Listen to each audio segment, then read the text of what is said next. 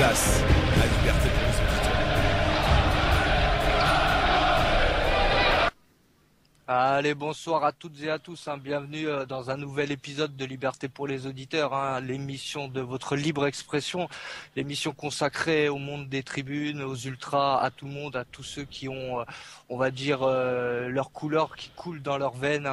Donc ce soir, spécial OM.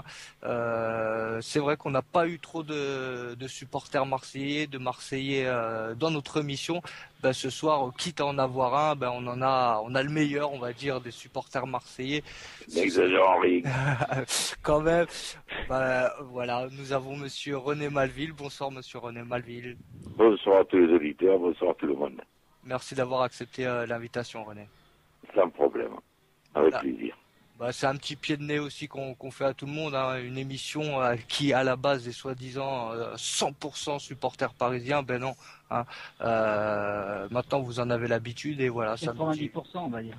Ouais, 90%, mais voilà, c'est un petit pied de nez qu'on fait, même nous entre Parisiens et Marseillais, on peut débattre, on peut parler de nos vies de supporters et de nos clubs.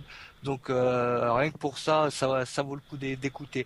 En deuxième partie, bien sûr, nous aurons cette fameuse histoire Nice-Saint-Étienne qui s'est produite. Les supporters stéphanois qui sont accusés de violence à raison, bien sûr, l'image est à l'appui. Donc nous aurons un supporter niçois qui viendra nous expliquer son match, ce qu'il a vu et tout ça. Pour faire aussi une petite parenthèse, comme nous avons reçu des photos du bus stéphanois avec des vitres brisées, comme j'avais dit, c'est en toute bonne foi qu'on a posté ces images, Xavier. Je pense que la personne était sincère. Normalement, ce n'est pas un fake. Bon. On peut pas le garantir à 100%, mais nous, dans cette émission, on fait les choses en toute bonne foi et il n'y a pas de tricherie, je pense. Oui, tout à fait. Bonsoir à tout le monde déjà. Bonsoir à René, ravi de recevoir René déjà parce que même si nous on est plus côté parisien et c'est vrai que souvent moi je me régale avec la minute de René sur le Phocéen parce que c'est vraiment, on parle de supporter historique souvent et là on peut dire que c'est un supporter historique et qui a pas la langue de bois, qui va bien avec l'émission, donc je pense qu'on va passer un bon moment. Et pour la photo, tout à fait, nous on a reçu une photo, nous on n'y était pas de toute façon, donc ce qui est étonnant c'est de voir qu'il y a eu un rapport disant qu'il n'y avait pas eu de vitre brisée, puis moi j'ai un jeune Stéphanois dans mes contacts qui m'a envoyé cette photo disant que si, il y a eu des vitres brisées. Donc malheureusement on n'a pas vraiment de Stéphanois pour intervenir à l'antenne pour justifier ou dire que c'est vrai ou faux, mais on nous envoie cette photo et moi je vois pas pourquoi on mentirait là-dessus, ça serait surprenant. Non. Ouais, non, mais voilà, nous aurons un Niçois qui viendra nous parler de ce match. Les Stéphanois. Il n'y a pas de souci, au contraire, ça aurait été bien d'avoir un peu des deux côtés. Bien sûr, sachant que j'ai aussi prévenu Rabou, qui est un des leaders du groupe Green Angels 92, donc qui lui est au courant. Donc je pense que les Stéphanois sont au courant. Donc mes amigos, vous êtes les bienvenus en deuxième partie. Pour venir vous exprimer. En sachant que la personne qui m'a envoyé la photo, il était prêt à intervenir ce soir, mais ce que j'avais dit aux alentours de 21h, mais il fallait savoir qu'ils avaient une réunion avec le président Romeillet, donc il m'avait dit que c'était pas possible, et de toute façon avec ce qui est tombé, on a vu là, l'info est tombée, Saint-Étienne a interdit de se déplacer, je crois, jusqu'à toute l'année là, donc on voit que ça va commencer à tomber sévèrement quoi. Ouais, pour l'instant jusqu'en fin de l'année et après on verra bien. Donc voilà et bien sûr en dernière partie nous aurons Ben, ancien leader aussi de la Brigade Paris. Donc il viendra nous parler un petit peu de cet après plan Le Prou, la sauce, son parcours et puis ce qu'il pense surtout du nouveau PSG, Qatar et ses millions. Donc ce sera pour clôturer cette émission, mais bien sûr honneur à notre invité, Monsieur René Malville. J'aimerais savoir moi ton premier souvenir qui a fait que tu es devenu supporter de l'Olympique de Marseille. Tu sais moi, Je vais rentrer dans ma 67e année.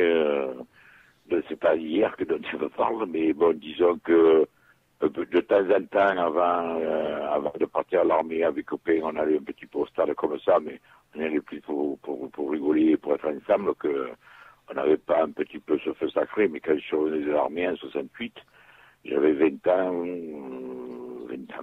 Et ben, c'est là qu'après, il y avait les copains aidants, on s'est vraiment pris au jeu. Et j'ai été vraiment un supporter de l'OM à partir des années 67-68. Voilà. 67-68, sortie de l'armée.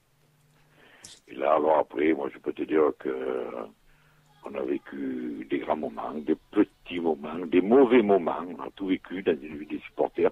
Ça fait donc plus de 45 ans que ça dure cette affaire. Et on vit de tout quand on est supporter. Et dans l'instant T, comme aujourd'hui, par exemple, nous, on a vu ce match de l'OM hier, on croit que c'est la catastrophe. Oui, c'est vrai, c'est catastrophique, ce qu'on a vu. Mais j'ai connu tellement de moments beaucoup plus néfastes dans l'Olympique de Marseille que nous, on relativise les anciens comme ça. Chose qu'on essaie d'expliquer un petit peu aux jeunes, mais qui ne comprennent pas, et que je comprends qu'ils ne comprennent pas.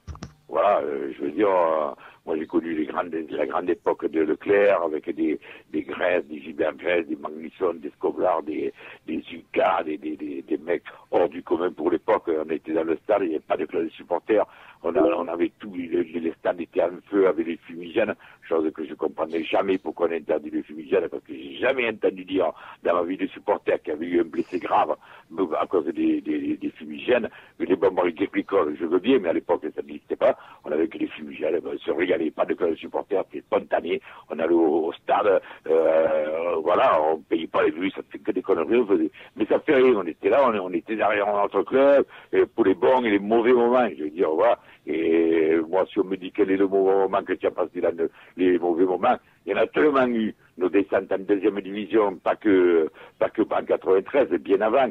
Les joies, il y en a tellement. Il y en a qui vont me dire la meilleure joie, c'est la victoire en 93. Oui, ça, c'est parti. Mais j'ai vécu avec autant d'intensité ce match contre Montpellier que j'ai gagné 5-4, ou contre la Corogne, qu'à la limite, à l'instant T, on vit ces moments aussi forts que d'autres. Voilà, c'est tellement subjectif de dire quel est le plus beau moment, quel est le plus mauvais, que voilà quoi. Et il y a eu cette période, comme tu disais, 93, cette période Bernard Tapie. On peut dire que c'était vraiment la grosse époque pour l'OM aussi. Hein. Donc tu as des petites anecdotes par rapport à Bernard Tapie en tant que président de l'OM? Bernard Tapie, je le connais, oui, je le connais. J'ai eu l'occasion de le fréquenter, j'ai eu le bonheur de le fréquenter, de le connaître, donc bien. Et c'est un type qui est hors du commun. Alors beaucoup le critiquent parce que par rapport à ses déboires de justice, ouais. tout ça, mais il faut connaître l'homme. Quand on est un homme comme Bernard Tapie, on est à l'abri de rien.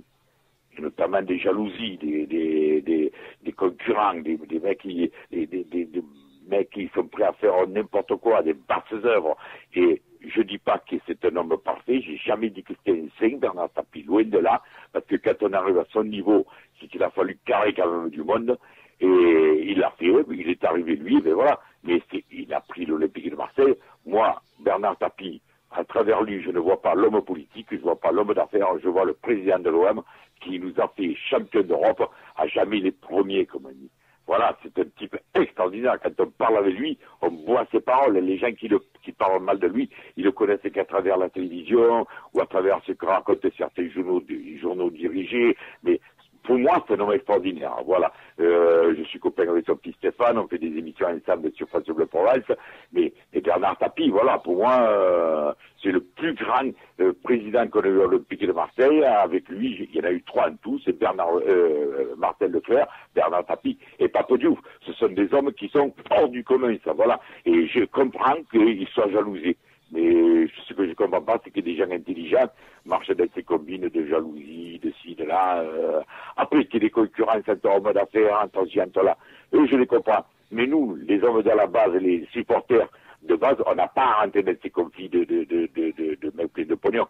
On n'en a rien à carrer de ça. Bon, voilà. Moi, Bernard Tapie, pour moi, c'est un bon Dieu, voilà. Il m'a fait champion d'Europe. Merci Bernard. Et par rapport justement à l'affaire de corruption là, à VAOM où l'OM a été descendu à cause de ça, vous n'en avez jamais voulu de ça Ben, non, parce que moi on a eu l'occasion d'en parler avec lui de ça, notamment dans un petit comité privé. Il était en train de signer un livre à la FNAC et on était une dizaine d'invités avant la signature des petits salons. On en parlait.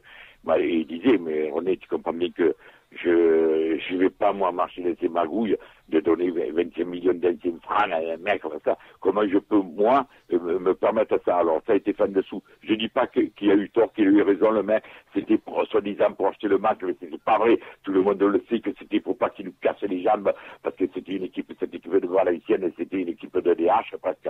Et il leur fallait des points pour pas tomber en deuxième division, c'est quoi, un bordel.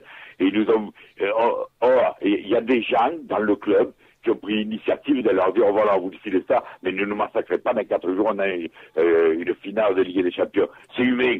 Voilà, moi je le dis franchement, c'est humain. C'est pas être malhonnête, c'est pas être un enfoiré, c'est humain.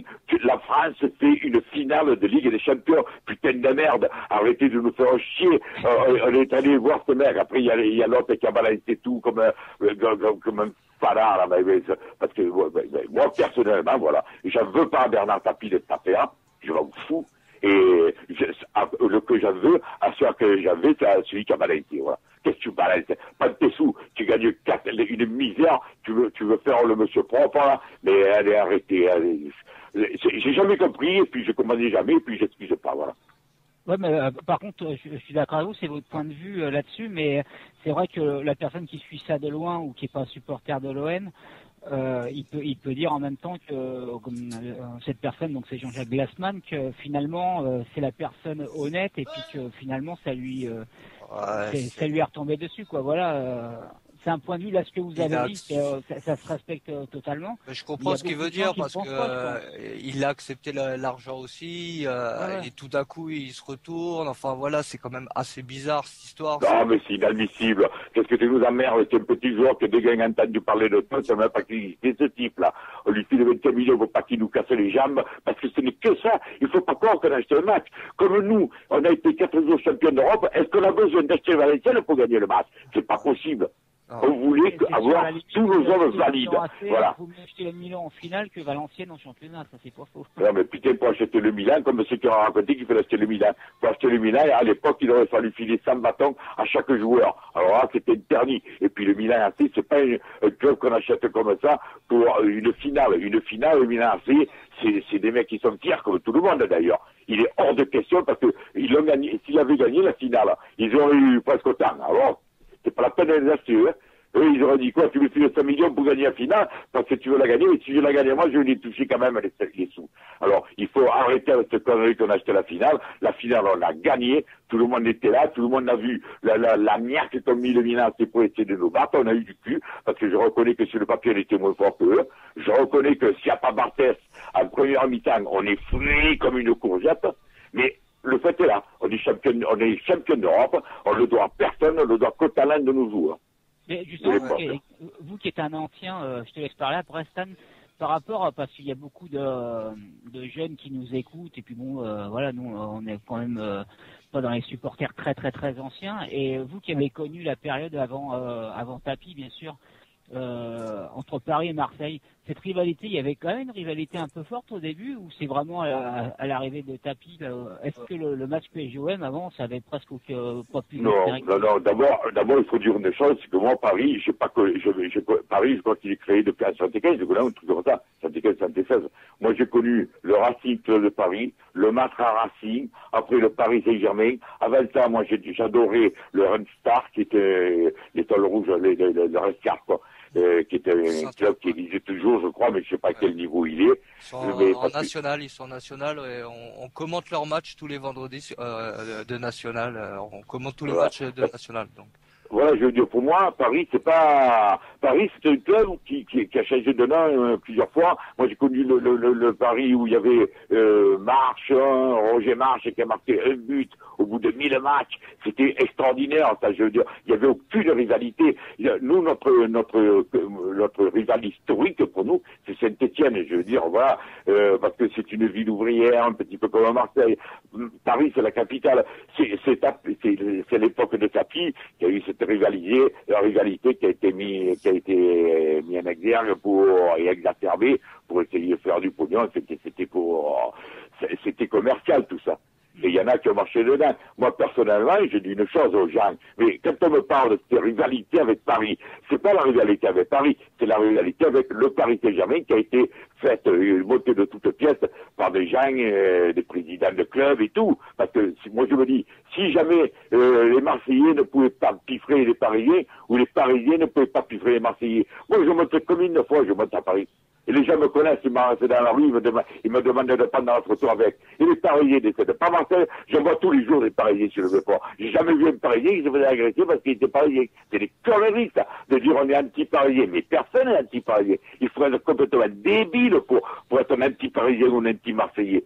C'est les deux clubs qui ont une rivalité. Et même moi, maintenant, à 67 ans, je relativise tout ça, je m'en fous. Moi, je vois que sur le Phocéen, le site internet lephocéen.fr, qui est le plus gros site internet de supporters indépendants, on a plus de 300 000 vues jour. Eh ben, chez nous, dans notre site, dans notre Phocéen, il y a des supporters parisiens avec qui on discute. Et ils ont des pseudos, c'est Lutèce, l'autre c'est Jogulian, l'autre sans bleu et rouge. Et il y en a plein de Parisiens qui sont sur notre truc. Il y a des cons aussi qui viennent, hein, mais on les dira. Mais il y a plein de supporters parisiens, des gens bien, avec qui on discute tranquillement, peinard, et voilà. Après, bien sûr, après il y a des, moi je le dis, hein, honnêtement, après il y a une bande de Mongoliens, ils vont dans les stades pour se battre, pour ci, pour là, et moi ça je supporte pas. Je ne vois pas pourquoi je suis anti-parisien. Je suis pas, moi je monte souvent à Paris. Je monte, que ce soit pour faire des télévisions, ici et là. L'autre jour, je suis monté pour participer à l'émission d'Antoine Deconne. Oh, les mecs, ils l'ont su, parce que bon, c'était sur le foncier, sur Facebook, de partout. Oh, je te le jure, sur le quai de Paris, il y a une dizaine de Parisiens qui m'attendaient pour prendre des photos ensemble. J'ai dit, mais vous êtes le supporter marseillais. Je dis, non, nous on est Parisiens, mais ça nous plaît ce que tu fais sur le foncier, c'était à se lever, t'avais ta minute, patin coupé. Alors voilà, où est le problème? Ouais, comme je dis souvent, on adore se détester. Hein, c'est un petit peu le jeu aussi entre Parisiens et Marseillais. Mais c'est vrai que voilà, il y a des personnalités comme toi ou quoi qu'on est obligé d'aimer parce que t'es quelqu'un qui est sans langue de bois. Mais tout à l'heure tu dis bon le PSG c'est pas trop ça, mais j'avais regardé ta minute lors de ce Marseille PSG où on gagne 2-1. Cette minute est mythique. Ouais, voilà, ouais, cette minute elle a été mythique et j'ai senti que c'était quand même c'était plus que le cœur qui parlait, donc c'est vrai que 126 000 vues, il faut le faire. Ouais, mais ça m'étonne. Justement, René, quand on voit cette minute, par exemple, alors je sais pas si c'est le coup de la défaite qui fait ça, ouais. mais on te sent vraiment. Malgré que la rivalité est pas énorme avec le PSG, c'est pas la plus forte, on sent que c'est une défaite qui passe pas du tout. Mais elle passe pas du tout, pas parce que c'est le Paris Saint-Germain, c'est la défaite telle qu'on l'a eue, telle qu'on l'a subie. Je veux dire, on a été des grosses, on a été bidons, on a été nuls, on marchait sur le terrain, on vous a regardé jouer. Mais moi je m'en fous de perdre, comme je le dis. Moi, si tu perds, mais qu'on est obligé de te sortir du terrain avec la civière, parce que tu as le sang, tu as tout donné, chapeau. Voilà. Je préfère. Je m'en fous que tu as perdu. On tombe dessus plus fort que nous. La preuve est l'année. Paris, nettement plus fort que nous cette année. Il n'y a pas de problème. On l'assume, on l'a acté. Mais défends-toi. Comme hier. Défends-toi. Hier, on ne s'est pas défendu. D'accord, il y a plein de jeunes. Mais les jeunes, justement, si tu n'as pas l'expérience pour te défendre, mais le cœur, mais ta jeunesse, mais ta fougue, ta hargne de 20 ans, là, au milieu sur le terrain. Moi, j'ai perdu contre Paris Saint-Germain.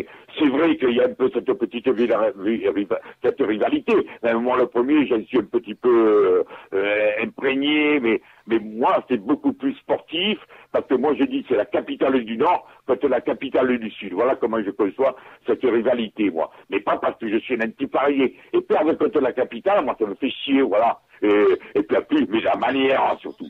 Si on s'était battu, que vous nous battiez vraiment à armes égales, allez, chapeau les gars, vous avez gagné. Mais là, vous avez gagné parce que vous avez regardé jouer. J'avais les boules, parce que moi, je suis un impulsif. La minute, quand je l'ai fait, je prépare rien, moi. Je m'assieds sur la chaise, et puis le mec, il vient, il vas-y. Et ben, est-ce que ma passe pour la tête? Je le dis, je veux dire, je prépare rien. Bah, Et ce qui est ressorti de cette minute, c'était le ressenti que j'avais encore le lendemain.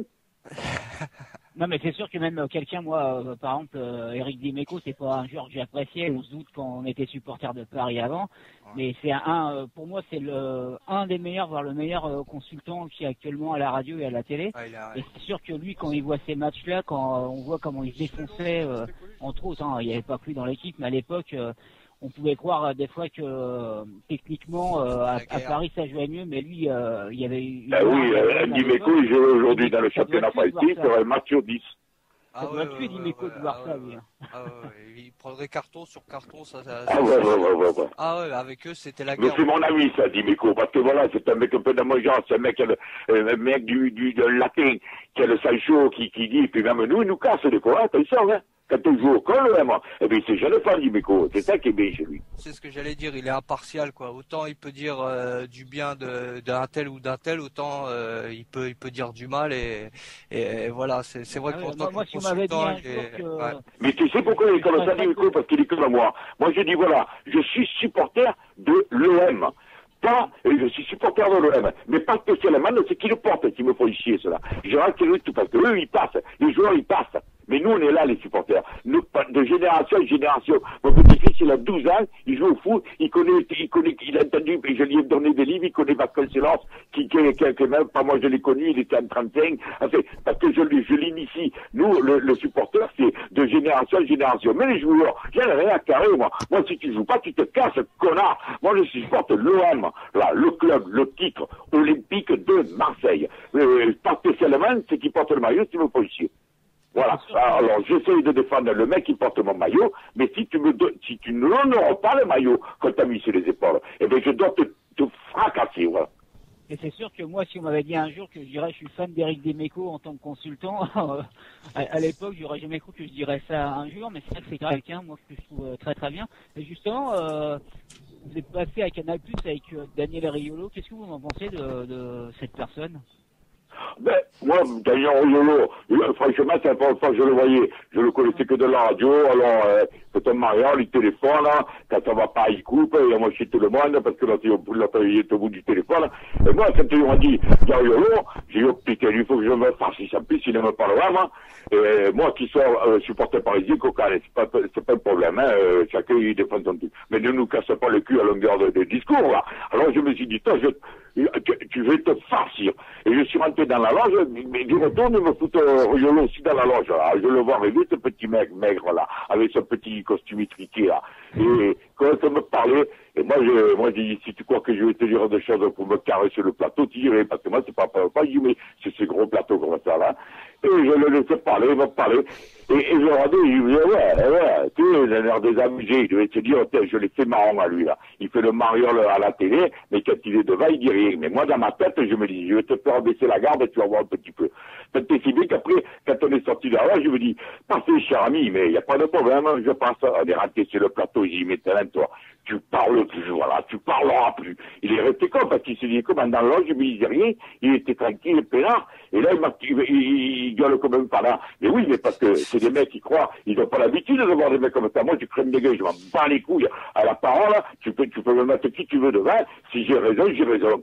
Et ce type-là, il est toujours derrière son téléphone, en train de gueuler. Moi, quand je fais des vidéos, je suis sur ma minute de René, dans les talk shows du Fossé, quand je vais à la télévision, quand tu entends le vol, voilà, c'est René Malévy, il vient, il est prêt à affronter n'importe qui en parole. Mais lui, non, lui, c'est le téléphone de longue. C'est très, il n'a pas l'habitude de la télé. Moi, et voilà, il n'a pas parlé, je dis, KO de vous, voilà. Et par rapport, moi, je voulais savoir aussi par rapport à ce nouveau stade Vélodrome. Toi, qu'est-ce que tu en penses de ce nouveau stade Vélodrome? Vous êtes satisfait? L'ambiance Ben, moi, je te dis franchement, je suis satisfait du stade et la tournée qui prend. Alors, il y en a qui disent, la seule chose, mais là, alors, c'est sur un autre plan qui intéresserait peut-être pas vos auditeurs. Donc, je passe outre le financement, parce que en étant élu politique, moi, à Marseille, également, bon, je suis au courant de tout ce qui s'est passé, le financement, le patin coupé, j'ai participé à un tas de trucs, mais bref. Mais moi, parlons simplement du stade. Bon, eh ben, moi, je vois une chose, c'est que le stade, il est aux 3/4 couvert maintenant. Pour Montpellier, même le virage sud sera couvert.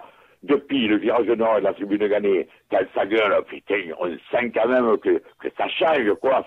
Il y a l'ambiance qui est un peu multipliée. Et là, maintenant que le virage sud est couvert, pour la première fois contre Montpellier, donc on va le tester, mais je suis sûr que ça va être fantastique. Après, ouais, on aurait pu faire, on s'en fout, on aurait pu faire, tout le monde peut faire mieux. Mais bon, moi, je suis bien content déjà qu'on prend pas la pluie, le vent et tout le machin. Souvent, on a dit que l'ambiance au Vélodrome avait un peu baissé. Alors, est-ce que c'est dû au stade avec le tout à tout qu'on disait? Ou est-ce que c'était, on entendait aussi un manque au niveau du renouvellement de génération? Est-ce que ça reprend? Bah, c'est que les générations qui ont changé, c'est normal. Comme je disais, nous on a vécu les grandes années où il n'y avait pas tellement de bordel financier en France, peu que peu, les familles, je dis pas qu'elles étaient toutes aisées, mais enfin, elles rencontraient pas des difficultés financières qu'elles rencontrent maintenant.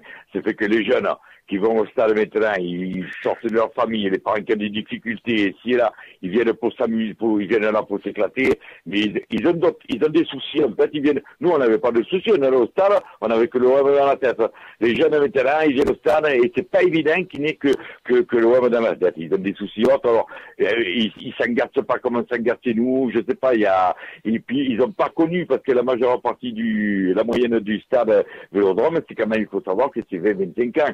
Guerre plus, quoi, je veux dire. Ils n'ont pas connu, ils savent pas ce que c'est que faire la fête pour les champions, parce qu'à l'époque, ils avaient quoi? Ils avaient 10 ans. Alors, ils se rappellent que papa leur en a parlé, mais ils n'ont pas vécu en tant qu'homme ce genre de fête. Ils ont perdu un peu le sens de la fête. On a été champion de France en 2010, d'accord, mais ça n'a rien à voir avec une fête de Ligue des Champions.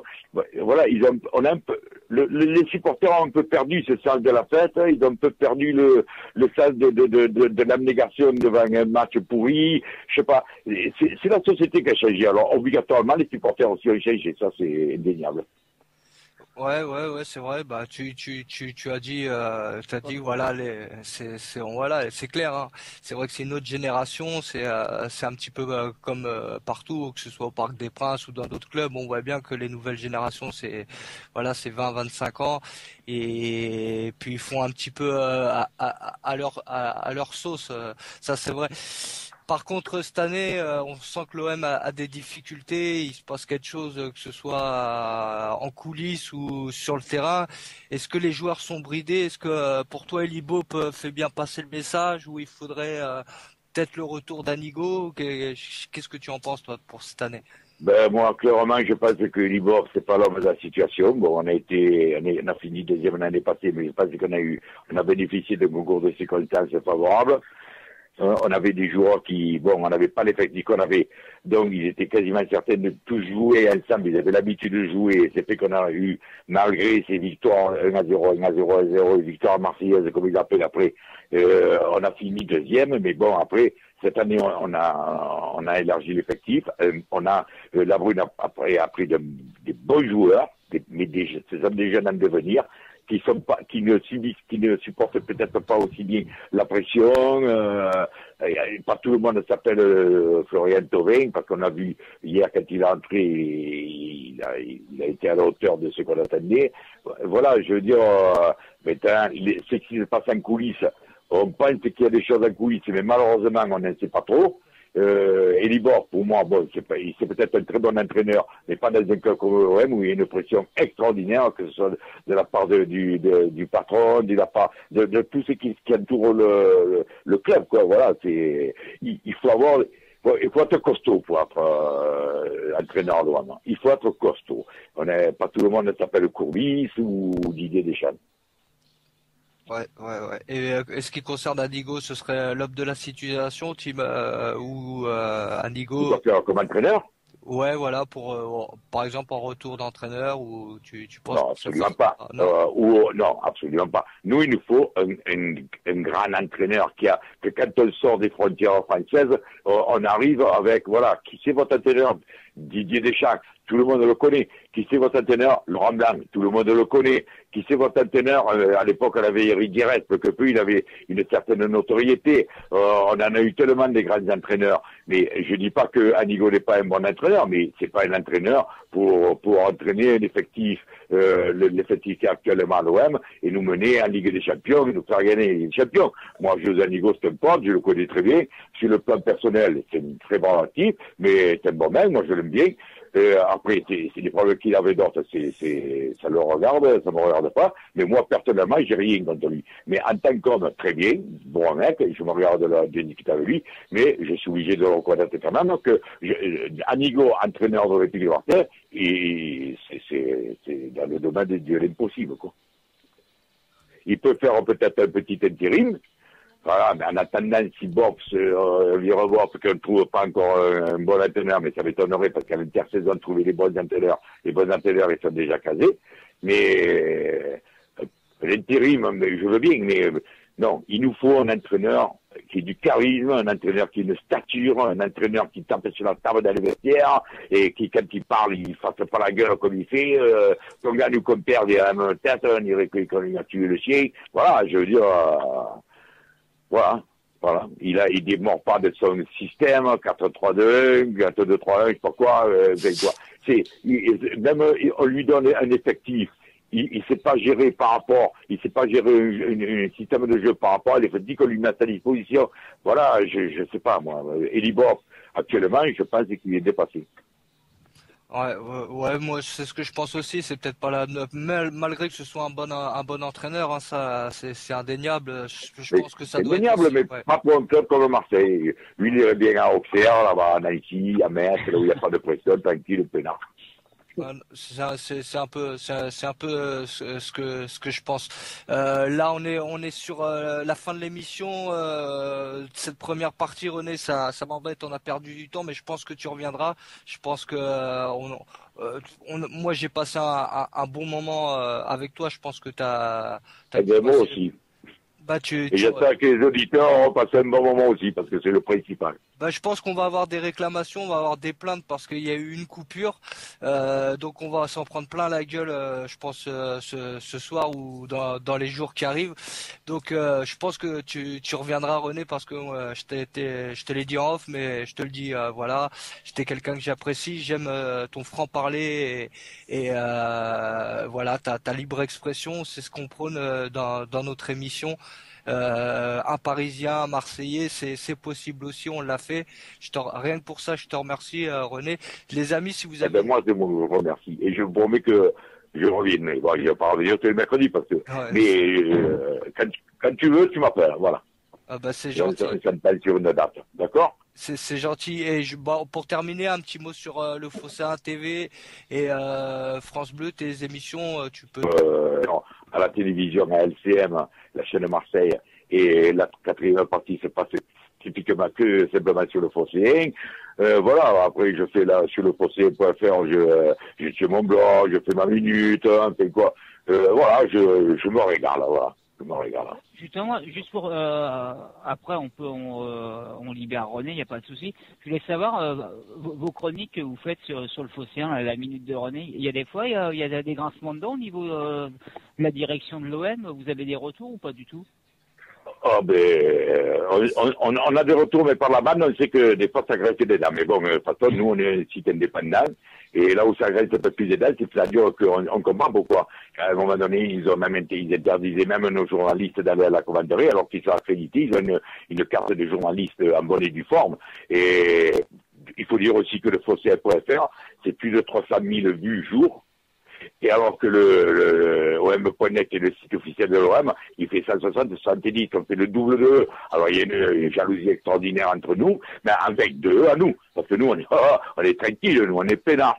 Alors il y a des fois la libre impression qu'on a, et notamment à travers moi, parce que bon, le patron Sébastien Volpe, il est évident que lui il peut pas se mettre dire ce que je dis moi. Moi je suis chroniqueur au Phocéen, je dis ce que j'ai envie de dire et je prends la responsabilité de ce que je dis. Si un jour la direction va dire à Sébastien Volpe, oh René il a dit ça, mais il peut lui dire, vous l'appelez, vous lui dites, voilà, moi j'héberge René, j'héberge son blog, il fait la minute, la chronique qui s'appelle la minute. minutes, comme n'importe quel chroniqueur peut faire une chronique dans une chaîne de télévision. Puis voilà, quoi.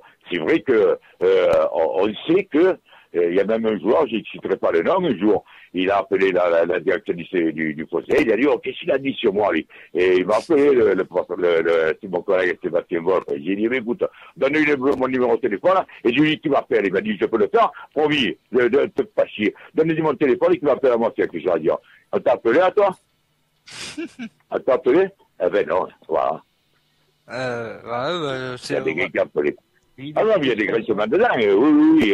Là, pendant un moment, nos journalistes, ils ont été interdits de commanderie. Ouais, d'accord. C'est scandale, ça. Ouais, bah voilà, il n'y a pas qu'au PSG, hein, ça arrive même à l'OM. On pensait que voilà, les supporters marseillais étaient un petit peu protégés de ça. On voit bien que voilà, même les supporters marseillais ou même les journalistes marseillais peuvent être boycottés par leur propre club. C'est étonnant, c'est vrai que c'est scandaleux. Mais voilà, c'est aussi la libre expression. On est dans un pays où voilà, c'est le pays des droits de l'homme, où on a certains droits aussi, dont celle de pouvoir dire ce qu'on pense. Donc c'est pour ça qu'il faut que tu continues cette minute. Et je pense que c'est clair que t'as pas fini d'avoir des vues sur le Phocéen TV. René, je te remercie encore une fois. Et là aujourd'hui, j'ai encore sorti là. Aujourd'hui, je m'adresse justement à la direction. Alors là, oui, qu'ils vont me retirer des dingues. Tu l'as écouté la mienne d'aujourd'hui là? Ouais, je l'ai écouté, mais je l'ai trouvé moins virulente que par exemple à d'autres. Je sais pas, tu vois. Ah mais non, mais là je m'adresse directement à la direction en leur disant voilà, il y a le bordel. Arrangez-vous, il y a ci, il y a là. Toi, faites ci, faites là, faites là. Tu t'adresses à la direction, tu vas pas dire oh, bah le l'enculé, tu vois, je veux dire, il faut. Il faut pas déconner. Mais je trouve que je les mets devant la responsabilité, je pose les vraies questions, je pense, quoi, voilà. C'est le retour que j'en ai. Moi, j'aurais voulu que tu nous dises la brune et sablon de faites quelque chose. Non, c'est parfait. Bon, alors tu sais, moi j'aime pas trop ça parce que Margarita ou de Fus, là, il y en a qui disent entre la brune et elle, mais moi j'en crois pas un vrai. La brune il est marié, là. Et bon, ça sèche rien, hein, je vais te dire. Mais après, ce serait un peu trop vu, ils sont trop ensemble, il y a. Non, moi je crois rien. Alors la brune et la blonde, c'est tellement facile. Après il y avait la brune, la blonde et le truand. Puis quoi, on en a vu, on en a lu, mais je fais pas trop attention à ce genre d'humour. Ouais, bravo Stan, hein. Stan tu fais dans le people, hein. Ouais, non, mais moi, moi aussi, des fois, je suis limite hein, dans l'humour aussi. Hein, donc, certains apprécient, certains n'apprécient pas mon humour, mais c'est vrai que des fois, je suis assez provocateur. René, merci encore une fois. C'était un grand plaisir et un honneur de t'avoir parmi nous. Et j'espère qu'on recommencera l'aventure. Il n'y a aucun problème. Moi, tu sais, je prends des principes. À partir du moment où on respecte, tu es respectable, je te respecte. C'est pour en revenir à ça, la blonde et la brune. Bon, si tu veux qu'ils me respectent, moi, il faut que je les respecte. Exactement. Comme vous. Regardez, les discussions fraîches comme on a eu là, c'est nickel chrome. Voilà, je veux dire, après, il n'y a pas plus de près que de bon au cul. On discute, on parle, on se dit des choses comme on se dit, et puis voilà, et je reviens avec plaisir. Ah bah c'est gentil, merci René et à bientôt mon ami. Pas de problème. Bonsoir tout le monde. Ciao. Ciao René, ciao. Voilà mes amis, hein, c'était un bon moment, un bon moment qui a été un petit peu gâché par ces problèmes techniques, hein, mais René a promis de revenir parmi nous. Voilà quelqu'un sans langue de bois, c'est quelqu'un qu'on apprécie, hein, je pense, et vous étiez nombreux à nous écouter ce soir, c'est normal, vu le personnage, on va passer directement la partie avec niçoise, hein, ce Nice Saint-Étienne. Voilà, il s'est passé ce qui s'est passé. On devait recevoir Ben de la Brigade Paris. Je pense qu'on va plutôt repousser parce qu'il est déjà 21h et je pense que ça c'est ce que je voulais te dire en off. Dire à Ben s'il veut revenir en première partie la semaine prochaine, Ben de la Brigade Paris. Voilà, si c'est pour qu'il passe 10 minutes, c'est pas la peine non plus. Il y a aussi des choses à dire. Et, dommage. Ouais, voilà, on va pas bâcler. On a déjà eu René en deux morceaux ce soir, entre guillemets, bien sûr, encore de l'humour. Voilà, on va pas non plus bâcler Ben. Donc si ça lui convient, il n'y a pas de souci, on remet ça à la semaine prochaine. Nous avons avec nous un supporter niçois, on va l'appeler Babin, ou Babine, comme tu veux. Tu es avec nous, mon ami? Ouais, je suis là. Donc merci d'avoir aussi accepté l'invitation et pour pouvoir t'exprimer chez nous. Merci beaucoup. Pas de problème. On est là pour ça. On revient sur ces faits, hein, Nice-Saint-Étienne, voilà, une heure avant le coup d'envoi, les Stéphanois rentrent un petit peu dans l'euphorie dans leur parcage. Il se passe ce qui se passe. Moi, j'y étais pas, donc je vais pas non plus parler dessus. Toi, t'y étais ou voilà. Donc, je voudrais un petit peu que tu me racontes ce qui s'est passé, ce que tu as vu toi, tes faits à toi en fait. Après, bon, voilà, nous, dans mon cas, j'étais en face, donc en populaire. Après, ce qu'on a vu, donc, c'était vraiment avant le match, donc on les voit entrer dans le parcage. Et ils arrivent comme on fait tous, hein, on se met à chanter, etc. Et d'un coup, on les voit descendre comme des fous contre les plaques de plexi et ça casse le siège et ça renvoie, quoi. Ça, et d'un coup, ça passe le plexi donc par les bords en fait et ça attaque et ça envoie les sièges sur les caméras en dessous, tout ça. Personne n'a trop compris, quoi. Il n'y avait pas eu de provocation ou quoi que ce soit à leur arrivée pour que ça dégénère? Le truc, c'est que donc c'est le nouveau stade, c'est pas comme Auray. Et maintenant, en fait, ils arrivent en bus directement dans le parquage. Donc, en fait, comme ils étaient escortés déjà depuis le VAR, ils ont été escortés du VAR jusqu'à dans le stade. C'est vrai qu'en soi, on les a pas vus, quoi. Tu vois, dans mon cas personnel, je les ai pas vus. Et tu vois le bus passer et basta, quoi. Il arrive dans le stade et ils sortent du bus, ils arrivent dans la tribune, quoi. C'est ça le souci, c'est parce que moi j'ai vu par rapport aux photos qu'on a publiées sur la page de l'émission, il y en a certains qui disent que c'est un fake, c'est pas vrai. Par contre, voilà, nous, moi, la photo que j'ai reçue, c'est un contact à moi que j'ai et qui y était et qui disait justement que ça avait été chaud, que même lui, étant stéphanois, ça l'avait un peu fait flipper, c'est un jeune, quoi. Et il m'a dit qu'il y a eu des vitres de cassées, donc j'avais dit envoie-moi les photos, je lui ai demandé pour les publier. C'est vrai qu'après il y a des rapports de police qui disent qu'il n'y a pas eu de vitres de cassées. Voilà, c'est ça. Il y a eu des réactions. C'est que le problème, c'est qu'il y a les caméras du stade. Donc après, c'était donné donc le président River, au président aussi de Saint-Étienne qui était là. Et ils ont vu les photos et la police, il y a les vitres n'ont rien. Après, est-ce que ça a été fait après? Je sais pas. Mais je suis pas Stéphanois, j'étais pas dans le bus. C'est peut-être vrai. Mais il y a tellement d'éléments qui disent que c'est pas vrai que on a un peu du mal à croire, quoi. C'est ça le souci, c'est que dans un sens, alors soit cette personne qui me dit ça, je lui fais assez confiance d'ailleurs, enfin je le connais pas spécialement, mais bon, parce qu'il m'avait dit on rentre sur Saint-Étienne quasiment sans vitre, quoi. Après, ça s'est passé quand cette vitre cassée? C'était avant? C'était après? C'était quand? Je sais pas. Et moi, il m'avait dit on rentre sur Saint-Étienne sans vitre, quoi. Donc je lui ai dit t'as des photos, quoi. Donc il me les a envoyées. Et donc est-ce que c'est vrai, est-ce que c'est faux? Après, si c'est faux, nous on fait confiance et c'est pas sympa si c'est faux. Par contre, si c'est vrai, faut se poser des questions sur. Marc, t'as levé un lièvre, peut-être aussi que le rapport de police a été fait à l'arrivée des cars et que peut-être qu'au départ des cars c'était autre chose. Voilà, mais. Après, c'est vrai que toi, nous on publie la photo, on prend pas parti parce qu'on n'y était pas. Ah oui, bien sûr. Moi, je pense que les photos, on se devait de les publier en espérant que ce soit. Ah oui, après il faut le dire, quoi.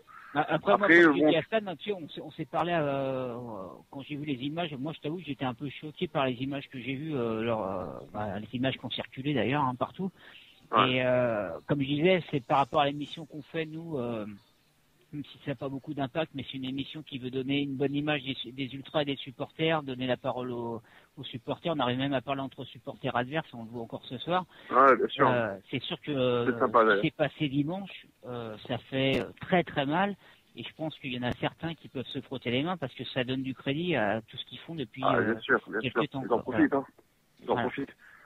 Après, est-ce que, comment dire, il y a plusieurs choses qui font que savoir si ça a été fait exprès ou pas, ou c'est comme on dit, donc comme tu dis, les photos, la photo de David Cassès, c'était, où le rapport a été fait avant ou après.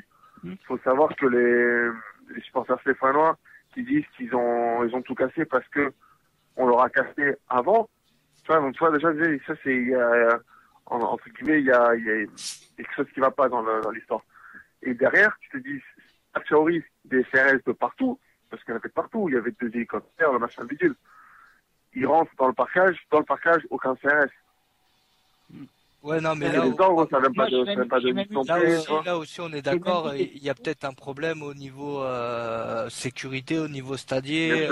On sait très bien qu'à Nice Saint-Étienne, voilà, c'est comme un PGOM ou je sais pas quoi, ou un Lyon Saint-Étienne. On peut s'attendre à voilà, qui est pas que ça aille jusque là, parce que personne ne peut prévoir que ça aille jusque là. C'est parti loin, parce que là, c'est vrai que c'est parti loin. Justement, si je peux rebondir là-dessus, j'ai même eu des échos que, par exemple, au moment de l'arrachage quand les sièges ont été arrachés, ce qui était un peu, on a vu. Parce que là, pour moi, sur ce qui s'est passé, la responsabilité, elle est sur les pouvoirs publics. Non, mais justement, c'est ce que je voulais dire, Stan, c'est que moi, j'ai eu des échos comme quoi les CRS, ils ont mis énormément de temps pour intervenir. Ah oui, mais carrément. Ils attendaient l'ordre. Ils étaient là, ils étaient derrière.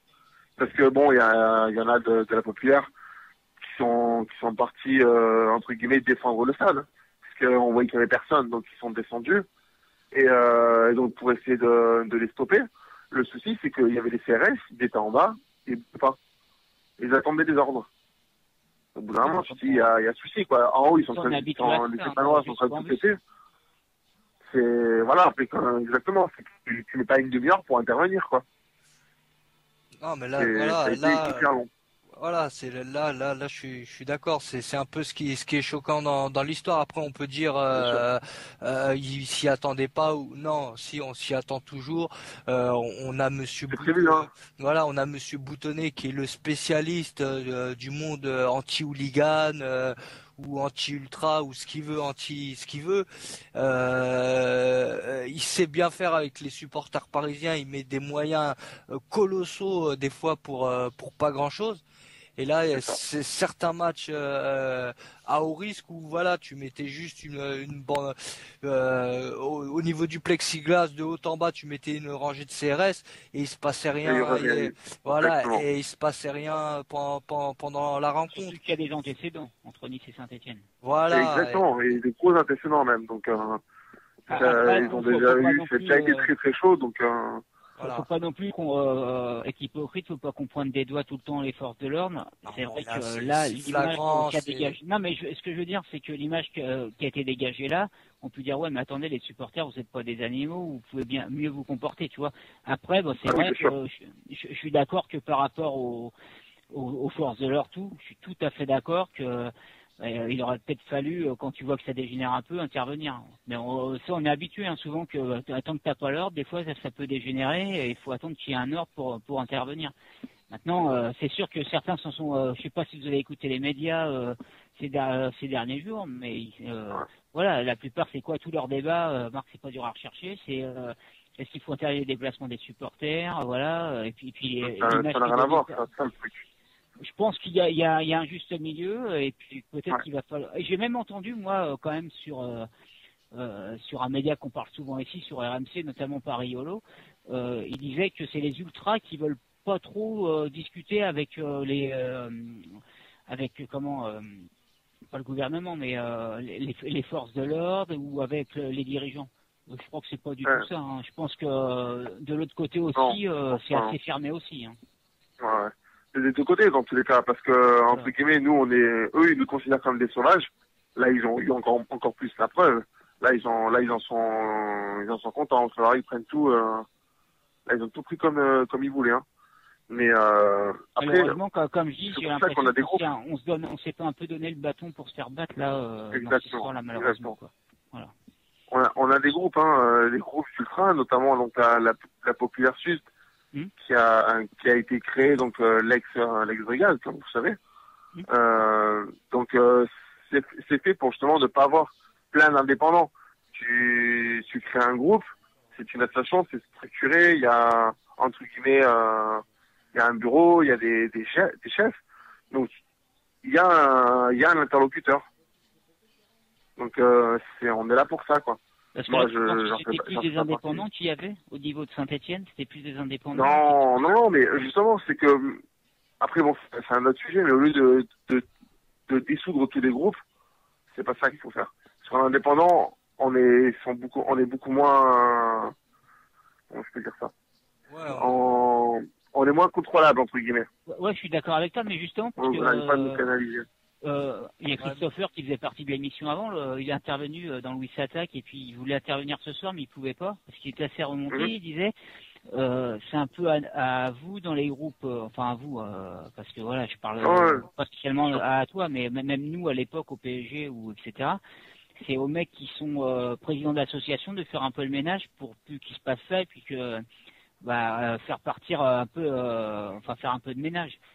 Donc pour ça, je te posais la question, est-ce que à Saint-Étienne actuellement, est-ce qu'il y a plus d'indépendants, comme je sais qu'ils s'étaient mis en sommeil à un moment, ou c'est ça, après, je peux pas moi parler pour Saint-Étienne, parce que je suis pas dans le. Sachant que les Green Angels se sont autodissous.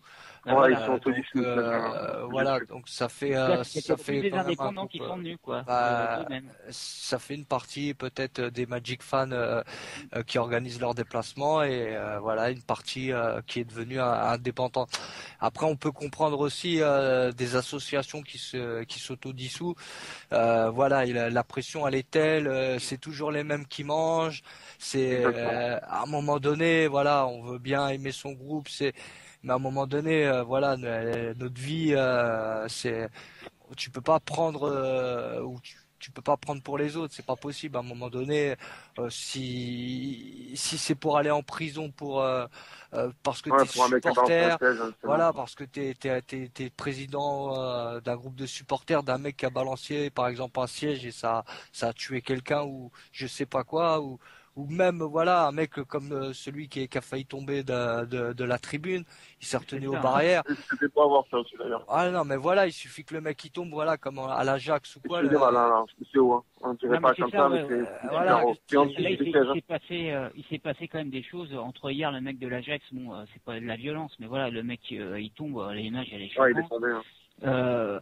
C'est vrai que moi il y a des. Et je crois pas qu'il soit mort, hein, il était en train d'être critique. Si, il paraît qu'il serait décédé. Enfin, je sais pas. En tout cas, c'est grave qu'il arrive, même s'il n'est pas décédé. Ah oui, il était en train d'être critique entre la vie et la mort. Il y a des images qui font vraiment peur. Quand moi, à Nice Saint-Étienne, quand tu vois le mec qui s'accroche au bar, tout, ça aurait pu faire un drame. Moi, ça m'a rappelé un peu bon, j'y étais pas, mais l'image que tu vois, ça m'a rappelé un match qui était, PSG Galatasaray, quoi. Ça aurait pu être dramatique, quoi. Ça aurait pu tourner très mal. Donc, à un moment, c'est bien d'interdire les déplacements comme ils veulent faire, là, par exemple, à Saint-Étienne ou à d'autres. À un moment, est-ce qu'il faut pas se mettre autour, d'ailleurs, je crois que c'est Dimeco qui dit sur une table, voilà, et puis discuter, parce que je pense qu'il a raison. D'ailleurs, j'étais, content d'apprendre parce que sur RMC ils ont quand même dit qu'il faut faire un peu comme a fait le PSG, se débarrasser de ses supporters indésirables.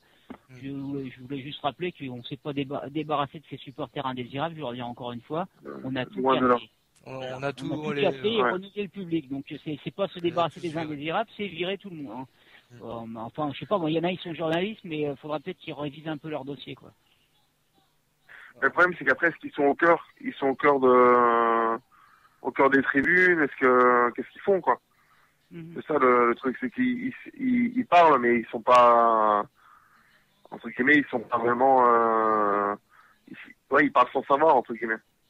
Voilà, là c'est flagrant. Au niveau de la sécurité, tu crois pas tu trouves pas ça bizarre qu'on enfin je sais pas, je veux pas charger le nouveau stade, bah c'est un nouveau stade donc normalement les normes sont très bonnes. C'est étonnant que tu puisses accéder aussi facilement comme ça s'est passé aux tribunes. Ouais, Je sais pas moi, non? on regarde comme justement à Lyon ou à Saint-Etienne. Donc au niveau des parcages visiteurs, t'as donc le plexi ou quoi, ça continue en fait. Il s'arrête au mur. Et derrière il y a comme tu as vu donc il y a le mur et au-dessus la rampe. Donc tu passes en un coup de jambe, tu passes de l'autre côté. Ouais, c'est étonnant. C'est ça, c'est que dans les autres clubs, non. Parce que tu as le plexi qui continue, donc tu ne peux pas, à part, là, faut faire un sacré, même un écart, là, t'es dans le vide. Donc, à Nice, non. Tu enjambes et tu arrives de l'autre côté. Après, peut-être aussi que, parce que sur ce que j'ai compris, ceux qui sont à côté de la tribune visiteur, c'était plus des gens qui sont assez pacifiques, des familles, bon, on l'a vu, parce que à la base, c'est parti en couille avec eux aussi, à la base, hein.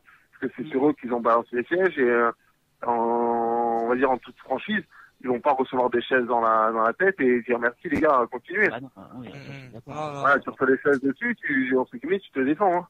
Non, T'as ton gamin à côté qui te prend une chaise, tu le protèges et voilà, faut dire que bon, en plus ils sont tellement bien vigés parce que à leur niveau, c'est la tribune ré, en haut c'est la RN, donc le deuxième club de Nice, et en dessous c'est plutôt des familles, donc il y a des vieux, il y a des jeunes, il y a des enfants. Et c'est à la base, c'est surtout eux qui ont reçu les sièges, tout ça. Donc, c'est tout le stade, tu sais que tout le stade a été quand même choqué de voir ça, quoi. Non, mais là-dessus, c'est clair. Après, c'est l'autodéfense. On n'est pas non plus dans le monde des bisounours. Hein. Tant l'autre joue, non, c'est que dans la Bible. Hein, quand tant l'autre joue, dans la réalité,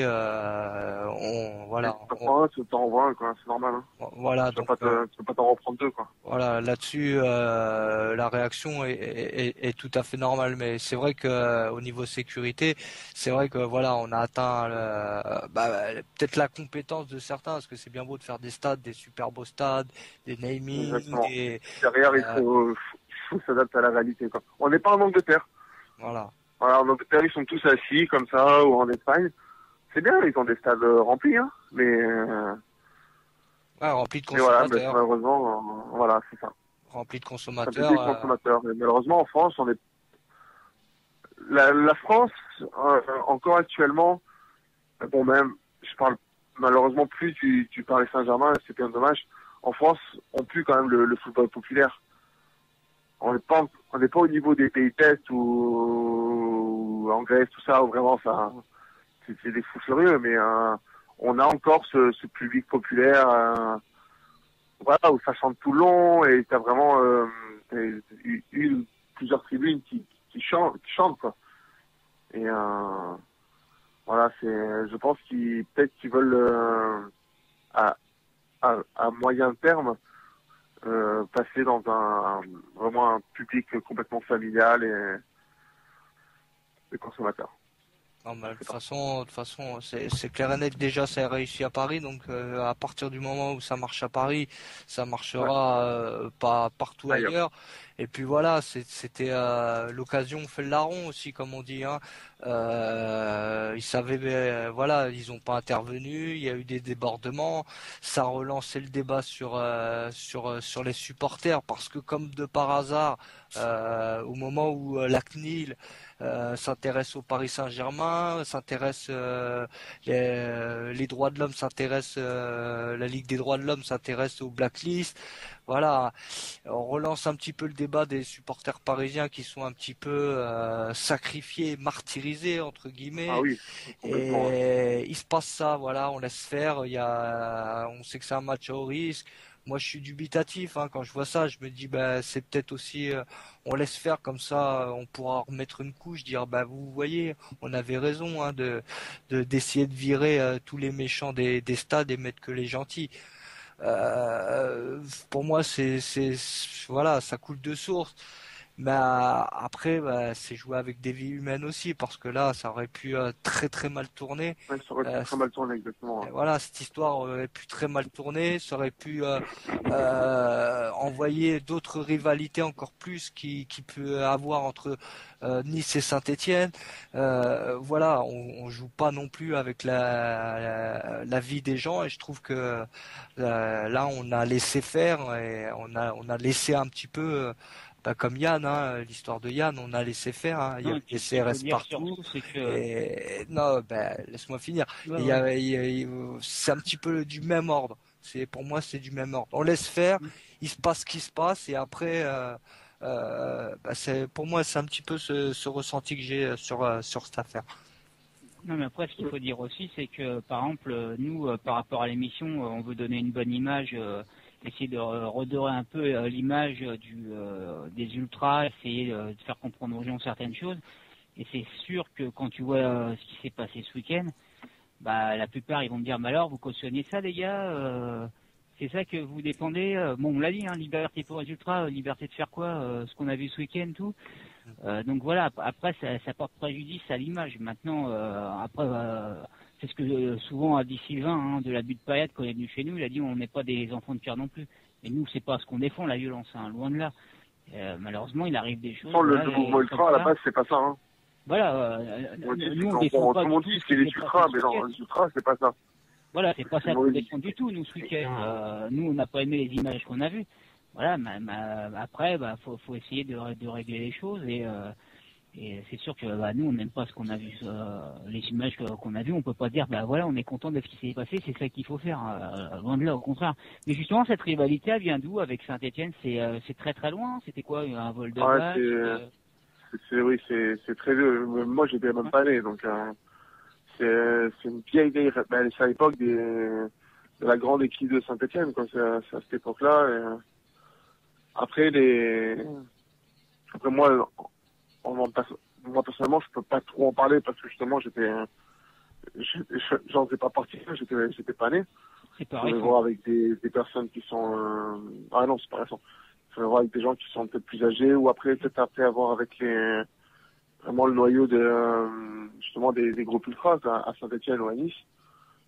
Il faut voir si d'ailleurs je peux vous passer des contacts pour qu'ils puissent peut-être vous en parler. Mais c'est vrai que c'est ancien. Ouais, d'ailleurs, Stan, qu'est-ce qui empêche par exemple, on voit qu'il y a des contre-parts. Là, avec ce qui se passe, je pense que, voilà, déplacement interdit pour Saint-Étienne, et donc il va sûrement y avoir aussi pour eux des arrêtés préfectoraux, tout ça. À mon avis, t'es pas prêt d'avoir un Nice-Saint-Étienne, même si ça dure qu'un an, leur suspension, ça va durer un peu comme il y a eu, à mon avis.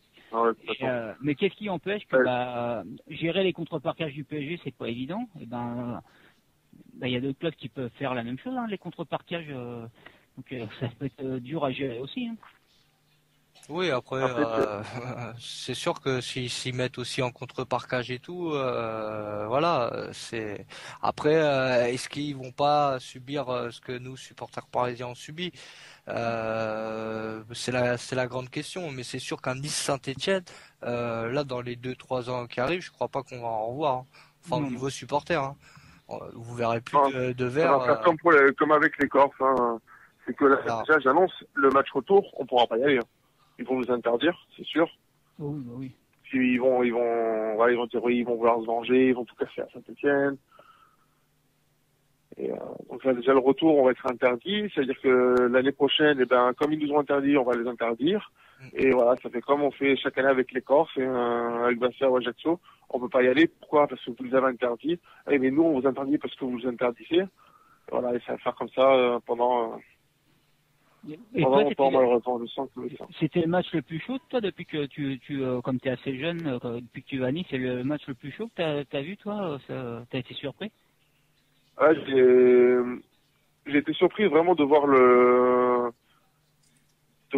cette violence comme ça, vraiment dans le stade. Après, j'ai déjà vu je suis assez jeune, j'ai pas 16 ans, hein, mais c'est vrai j'ai pu voir où c'était chaud un peu avec les supporters. Vraiment, tu vois, c'est même des trucs qui balancent un peu de tous les côtés, mais pas ça, quoi. Là, ça a été vraiment Moi, j'ai vu déjà en dehors du stade. Après, là, dans le stade, comme ça, c'est vrai que c'était un peu abusé, quoi. Ouais, non, mais là, C'était un peu abusé. ouais, non, mais là, je suis d'accord aussi. C'était un petit peu abusé. Ça serait resté à la rigueur, je sais pas, à deux, trois cassages de siège. Bon, après, c'est Ouais, vrai trois que, cassages, les insultes, voilà, ça voilà, fait, entre voilà. guillemets, ça fait partie du folklore. Tout le monde l'a vu, tout le monde le fait.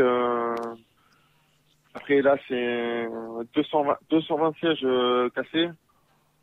Ça fait beaucoup, quand même. Ouais, Il y a ça quand même fait, des blessés. et Là, c'est la paye se tuer. ouais.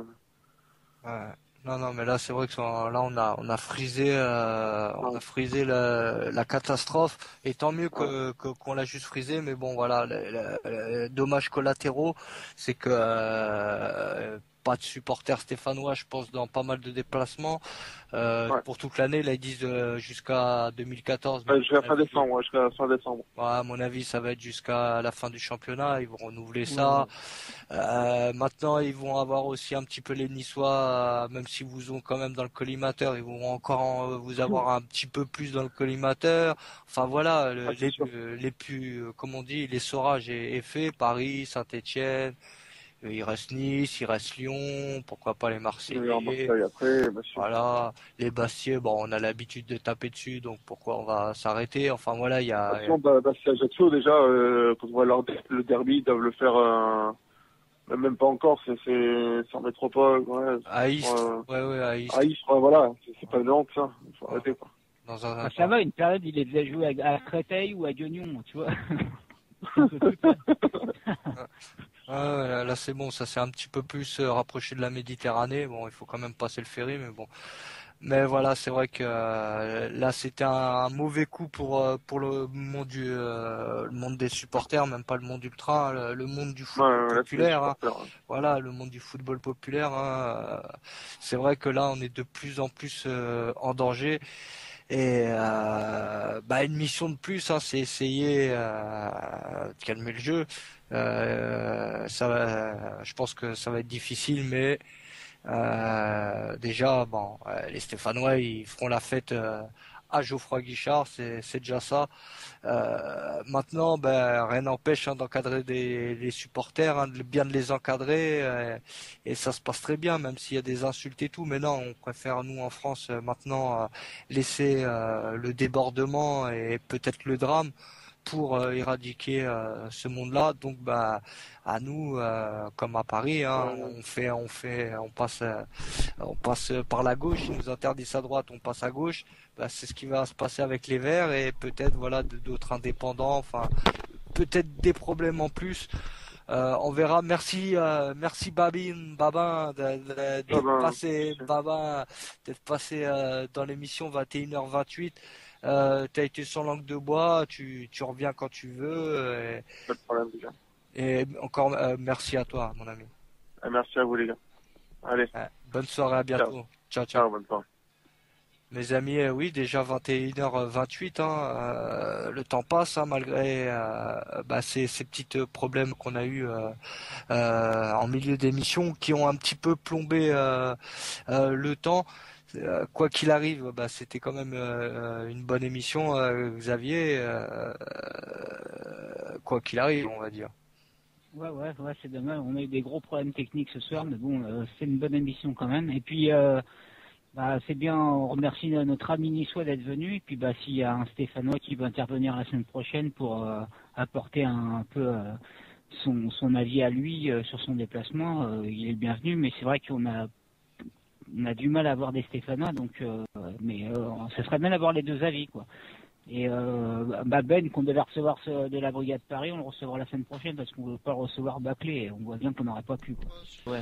D'accord, donc je disais encore une bonne émission, on retrouvera Ben la semaine prochaine.